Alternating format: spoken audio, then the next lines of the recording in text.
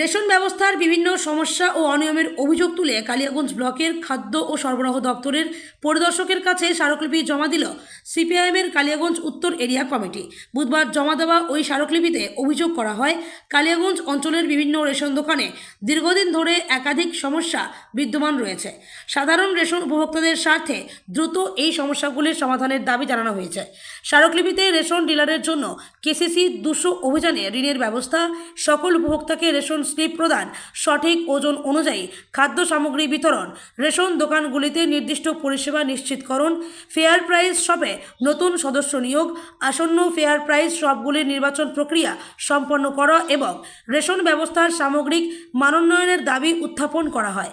সিপিআইএমের কালিয়াগঞ্জ উত্তর এরিয়া কমিটির সম্পাদক জ্যোতি বসু বর্মন স্মারকলিপিতে স্বাক্ষর করেন। সংগঠনের পক্ষ থেকে খাদ্য দপ্তরকে দ্রুত প্রয়োজনীয় পদক্ষেপ গ্রহণ করে সাধারণ মানুষ রেশন উপভোক্তাদের স্বার্থ রক্ষার আবেদন জানানো হয়েছে।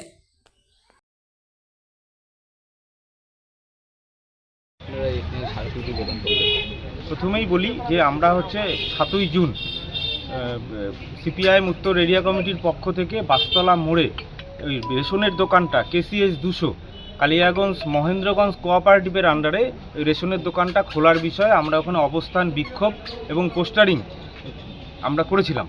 কিন্তু তার 7 তারিখের পর থেকে আজকে 18 তারিখ, এই সময়কালের মধ্যে আমরা দেখলাম যে ওই রেশনের দোকানটা খোলার কোনো উদ্যোগ প্রশাসনের পক্ষ থেকে নেওয়া হয়নি।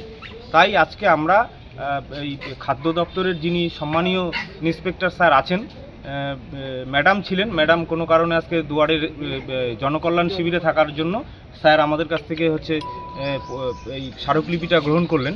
আমাদের প্রথম এবং প্রধান দাবি, আমরা আমাদের কালিয়াগঞ্জ মহেন্দ্রগঞ্জ কোঅপারেটিভের অধীনে যে বাসতলা মোড়ের যে রেশনের দোকান, সেটা অবিলম্বে খুলতে হবে। আমরা আমতলা, জামতলা, কাঁঠালতলায় যাব না, আমরা বাসতলা মোড় থেকে রেশন নিব। এটা আমাদের প্রথম এবং প্রধান দাবি। এই দাবির জন্য আজকে আমরা স্যারকে এসে বললাম যে একটা রেশনের দোকান, একটা কোঅপারেটিভের কোনো সমস্যা থাকতে পারে, কিন্তু সেই সমস্যার সমাধান কল্পে আমরা যেটুক জানি, যিনি ওখানে যাকে দোষী সাব্যস্ত করা হয় তিনি একজন প্রতিবন্ধী মানুষ। তিনি তার বাড়ির জায়গা বিক্রি করে পর্যন্ত যা ডিমারেজ সেগুলো উনি দিয়েছেন এবং তাকে বলা হয়েছিল এই ডিমারেজ পূরণ করার পরে দোকানটা খোলা হবে, কিন্তু তারপরেও দীর্ঘ কয়েক বছর যাবৎ সেই দোকানটা বন্ধ হয়ে আছে। আমরা স্যারকে অনুরোধ করলাম যে এইভাবে করে চলতে পারে না, এই মানুষগুলো এইভাবে কষ্ট করতে পারে না, আপনাদেরকে অবশ্যই এই দোকানটা খুলে দিতে হবে। এবং দ্বিতীয়ত আমরা যেটা বললাম যে রেশনের দোকানের আপনাদেরকে সারপ্রাইজ ভিজিট করতে হবে। তার কারণ যে কোয়ালিটি এবং কোয়ান্টিটির সাথে আমরা যারা সাধারণ মানুষ তারা আপোষ করব না। কোয়ালিটি এবং কোয়ান্টিটি এই দুটো যাতে সঠিক থাকে, তার জন্য আপনাদেরকে সারপ্রাইজ ভিজিট আপনারা যদি করেন তাহলে আমরা বছরভর সঠিক জিনিসটা পাবো। এবং কালিয়াগঞ্জ কোঅপারেটিভ, মহেন্দ্রগঞ্জ কোঅপারেটিভের নির্বাচনটা বন্ধ হচ্ছে না, এই নির্বাচনটা অবিলম্বে করতে হবে। একটা বোর্ড না থাকলে তার অধীনে যে রেশনের দোকানগুলো সেগুলো চলতে বিভিন্ন সমস্যা তৈরি হয়। তো ওনাকে আমরা সমস্ত বিষয়গুলো বললাম এবং কোঅপারেটিভের আন্ডারে যে সমস্ত রেশনের দোকানে কর্মী বন্ধুরা কাজ করেন তাদের বেতন খুবই নগণ্য।